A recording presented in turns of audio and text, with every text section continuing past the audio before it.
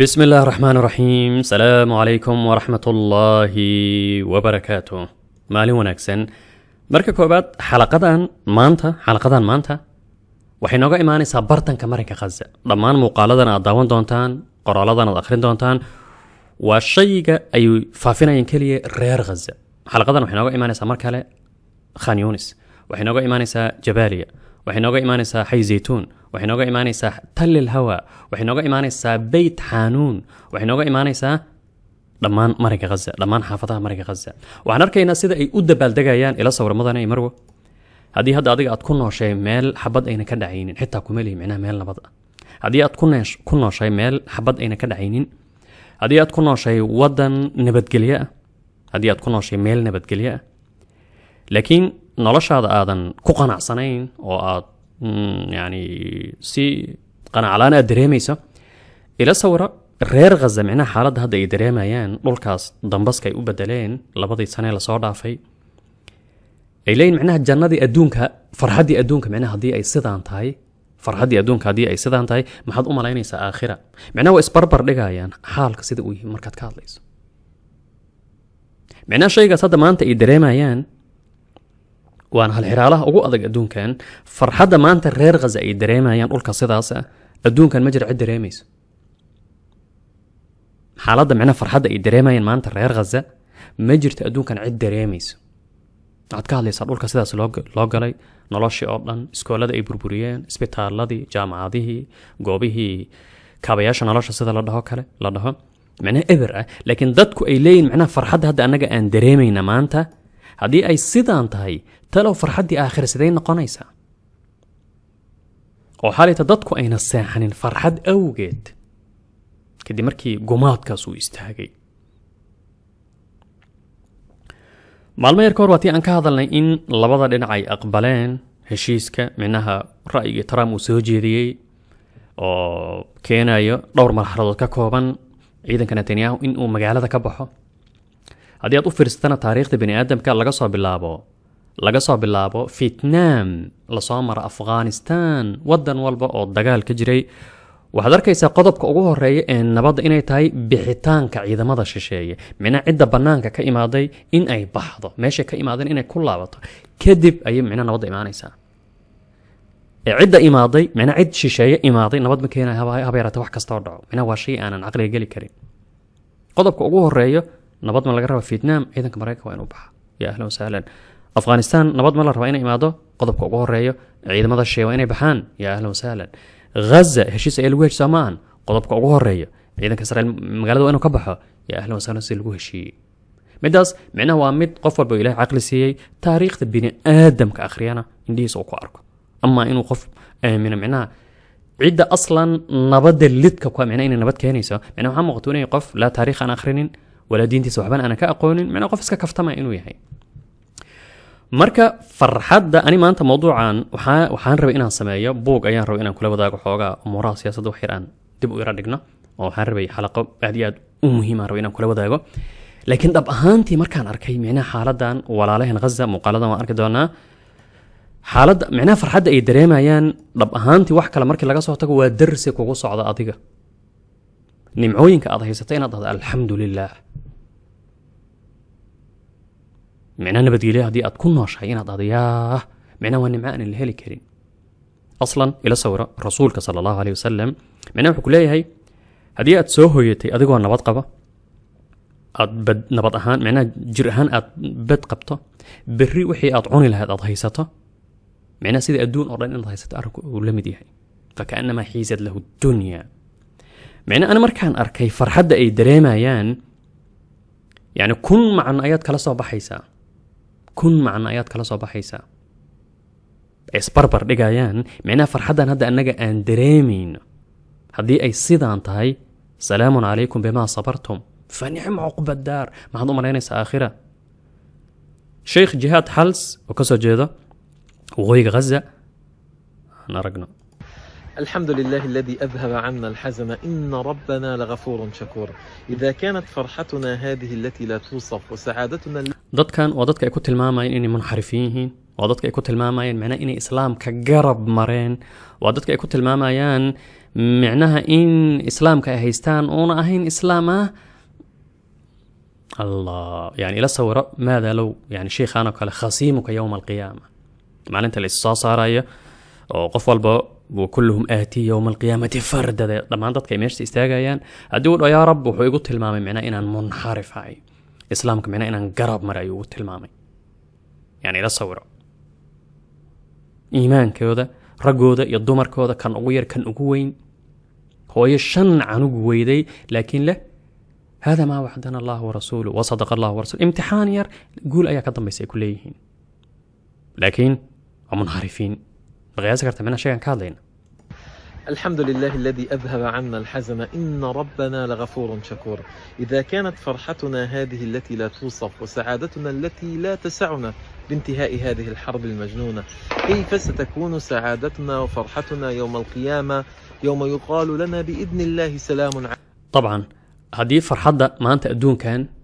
أنك أن جوجنا أن دريمين من هذه أي سيدة أنت فرحة آت كوين محاد لينيسا مال أنت آخرة مركو إلهي أنت أقدري إن شاء الله يا رب أي جنة قلي سمعنا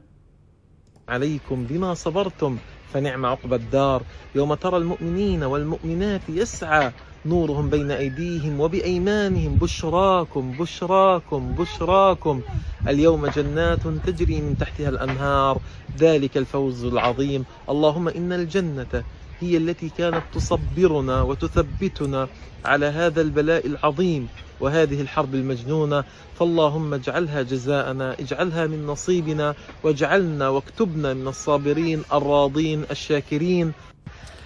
آمين يا رب، آمين يا رب، آمين يا رب. يعني حالك وحوها رنتي لبس سنة يعني مالك غزة مركات كهاليسا وعد كهاليسا مصاحة لك قبل كبنادر معناها قبل كبنادر إلى صورة مصاحة لك وميل كلو لسي هذا أنا الحين وإنتاس لبس سنة وح الله وح قلبات كهوب أو هيستو كمريكانك إنجليزك جرمالك ديارده هذا أفر إلى 20 ساعة دقينيسو أي بصاصيسو وحسيكو سمينايين مر وغويق الله عرارايو مر كونفرت الرفح الإيمانايو مر خان يونس آدا إليهين مر مواسي خان يونس آدا مر آدا معناه تل الهوى مر حافظ هبل آدا حالداس لبس سنة أو معناها لا إسكول أنا لا آذن ولا جامعة أنا لا آذن حالكم معناها سداسة قعدان وأنا بدأ كينس معنا ضدك إني دريمايان إني نفسين درينكاس معناها سيدي إن جنذي أي كلام عرورتنا سيدو كالا يعني عرورتا إن سيدي أدبال دقايان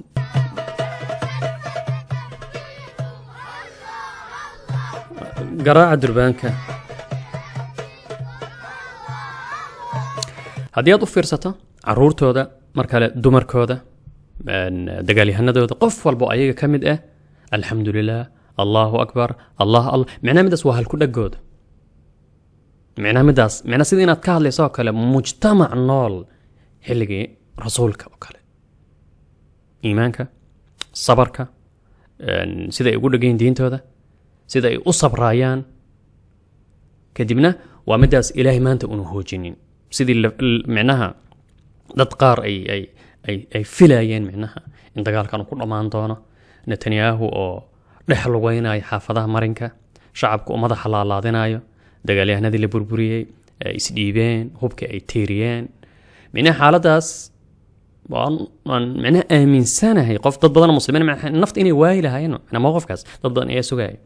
سيد دقالك عراق كذا عادي دقالك عراق أنا حق قانون معلنها أصلا صوماليا مركو أركي معناها عيدا ماضي أمريكانك أو سيفها بغداد برتن كذا معناها فقارها كوياله لو دوك سدح ذي تنجد مريكانك أو بغداد سيجلا مركو أركي استاجو كذا خلاص نفتوه ما موقف أدو أضق معناها سداس أي سجايين لكن هدي أوفر سرير غزة علماء ده عامة ده دمان إلى معناه مستحيل أنك مستحيل موقف نوع عاصق ليه إنه نجارسي أبدا نتنياهو هذا بمجرد حب جوجنت هذا سيدان وضعضي وحاسوغا يمالمئات وأضق مستقبل كيساس سياسات ولدوغي دونا وحي هذا كبلودان أيغا إسعوني دونا منا كسياسة هان marka alxamdulilah yani guushu keliya ma ahan in maalan aan la tago Tal Aviv la xoreeyo xitaa markii marxaladan hadda aan ka hadlayno in shacabkaada micnaha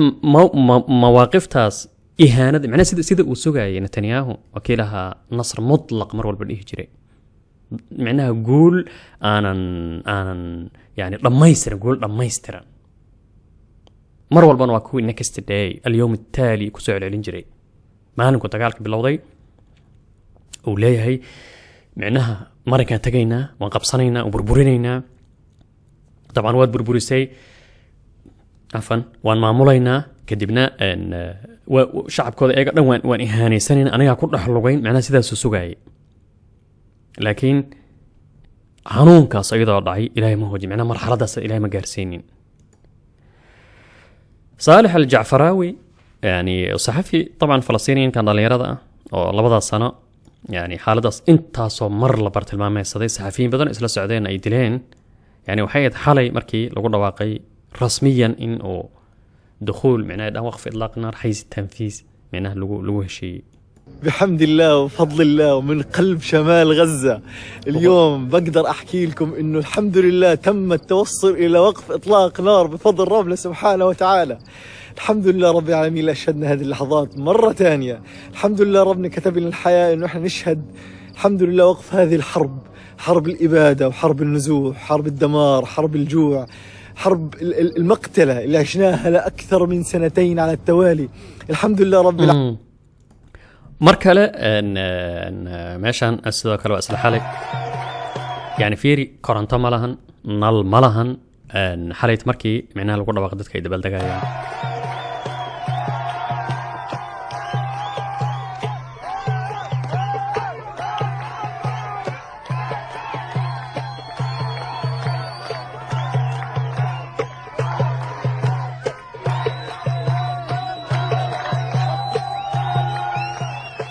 sababta duruufta aad iyo adkeyd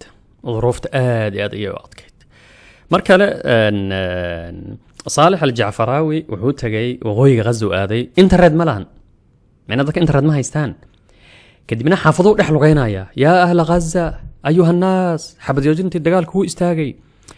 dagaalkii wuu istaagay hadaba soo baxa